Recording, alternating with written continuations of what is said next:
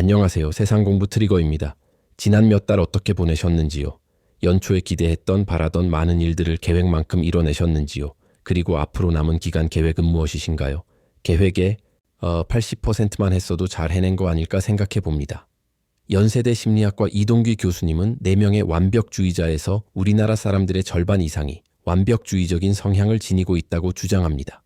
완벽주의적인 성향이 우려되는 점은 우울감을 동반하기 쉽다는 겁니다. 예를 들어 완벽주의자들은 체중을 감량할 때 목표를 지나치게 높게 설정하기 때문에 실패의 확률이 높대요. 그리고 실패하게 되면 자신을 비난하고 결국 우울감에 빠지게 된다는 겁니다. 흥미로운 점은 이들이 때로 목표를 달성한 이후에도 그다지 기뻐하기는커녕 목표를 너무 낮게 잡은 건 아닌지 의심하고 다음 목표를 더욱더 상향 조정한다고 합니다. 차가 막혀서 약속 시간에 늦은 경우 조금 더 일찍 출발해서 지하철을 탔으면 늦지 않았을 텐데 하며 스스로를 자책하기도 합니다.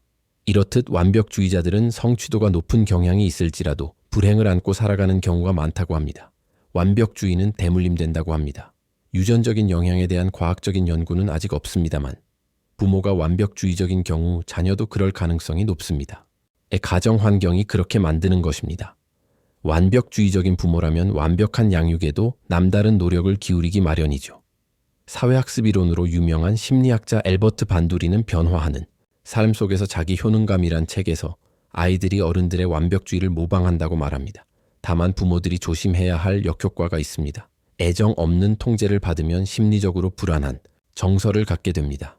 아이들에겐 다른 사람의 호감을 사기 위해 내 생각, 태도, 행동을 그 사람의 뜻에 맞도록 변화시키는 내면화가 작동하기 때문입니다. 꿈은 크게, 목표를 높게 잡으라고 말합니다. 행복한 완벽주의자는 자신의 판단에 따라 노력할 가치가 있는 영역을 선택하지만 불행한 완벽주의자는 타인의 시선에 목표를 설정합니다.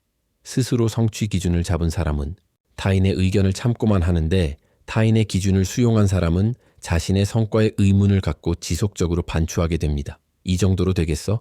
라고 말이죠. 목표를 정할 때는 반드시 무슨 일이 있더라도라는 말은 생략해야 합니다. 누구를 기쁘게 하기 위해라는 마음도 접어야 합니다. 해야만 하는 것 대신 하고 싶은 것을 먼저 하는 것이 중요합니다. 완벽주의자들에게도 종류가 있습니다. 첫 번째, 인정추구형 완벽주의자는 사람들의 반응에 신경을 쓰느라 피곤합니다만 그 특성으로 인해 호감형 완벽주의자가 되기도 합니다.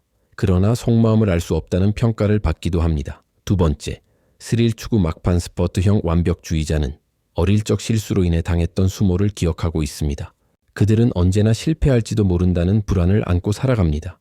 다른 사람들에 비해 단기간 집중력이 우수하기 때문에 자부심이 있습니다만 장기 프로젝트를 맡기면 답답할 수 있습니다.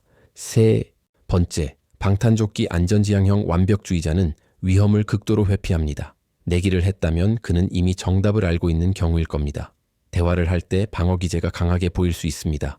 실패할지도 모른다는 말을 많이 할 겁니다. 이들은 냉철한 현실주의자로서 비관론은 전략이기도 합니다. 따라서 고생해 일하고 칭찬받기가 어려울 수 있습니다. 마지막, 강철 멘탈, 성장지향형 완벽주의자입니다. 무엇이든 할 수 있고 반드시 해낼 수 있다고 생각합니다. 베스트 인재라고 평가받을 수 있습니다. 사실 이런 부류가 가장 행복도가 높고 건강한 것으로 나타났습니다. 이들은 위험 요소가 있어도 뜻이 있는 곳이라면 도전합니다. 세상을 긍정적으로 바라보며 자존감도 높습니다. 이런 유형의 사람은 어려서부터 부모들이 존중 그리고 격려와 충분한 보상으로 키운 경우가 많습니다. 우리 주변에 가끔 등장하는 영재들은 어떨까요? 온 나라가 들썩일 정도로 한때 유명했던 영재들이 이젠 기억 속에서 사라진 경우를 많이 경험할 겁니다. 영재가 꽃을 피우지 못하는 이유는 주입식 교육 시스템의 문제 외에도 영재 스스로 비현실적이고 비합리적인 완벽주의 때문에 고통받다가 시들어버리는 경우가 허다합니다. 미국의 학업 영재 400명을 대상으로 연구한 결과 완벽주의자가 아닌 영재는 38%, 행복한 완벽주의 영재는 42%, 불행한 완벽주의 영재는 25%였습니다. 이들에게 스스로 어떤 사람인지 물었습니다. 완벽주의자가 아니라 영재들은 스스로를 산만하고 계획적이지 않다고 응답했습니다. 행복한 완벽주의 영재들은 자신을 믿음직하고 성실하며 활발한 사람이라고 평가했으며 불행한 완벽주의 영재들은 우울하고 성마르며 까칠하다고 평가했습니다. 그리고 과도하게 경쟁적인 성향을 보였습니다. 그렇다면 어떻게 살아야 행복한 완벽주의자가 될 수 있을까요?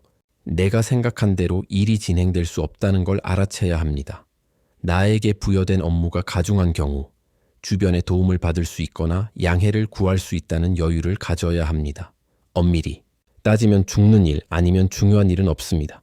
포부는 크게 같더라도 실수에 대한 염려를 적게 하고 결과가 만족스럽지 않더라도 자신을 과도하게 비난하지 않는 습관을 들여야 합니다. 또한 실패를 경험으로 생각하는 태도를 가져야 합니다. 실패와 실수를 통해 교훈을 얻으려고 노력하지요. 완벽주의자로 유명한 사람들 중에 철학자 임마누엘 칸트가 있습니다. 자신의 일과 계획을 철저하게 지켜서 그가 산책하는 것을 보고 시계를 맞추는 사람들이 있었다고 할 정도입니다. 국내 한 TV 프로그램에서 칸트가 결혼하지 못한 이유는 완벽주의자였기 때문이라고 진단하기도 했습니다. 실제로 칸트는 어느 여인에게 청혼을 받고 결혼을 해야 하는 이유 354가지와 결혼을 하지 말아야 하는 이유 350가지를 찾아냈고 이점이 더 크다는 것을 확인한 후 결혼을 하기로 마음먹었습니다. 그러나 막상 청혼했던 여성은 거부했습니다. 그 이유는 칸트가 7년이라는 아주 오랜 시간 동안 고민했기 때문이라고 합니다. 이렇듯 완벽주의는 양면성을 갖고 있습니다. 완벽주의자라면 행복한 완벽주의자가 되기 위해 노력해 보세요. 네, 감사합니다.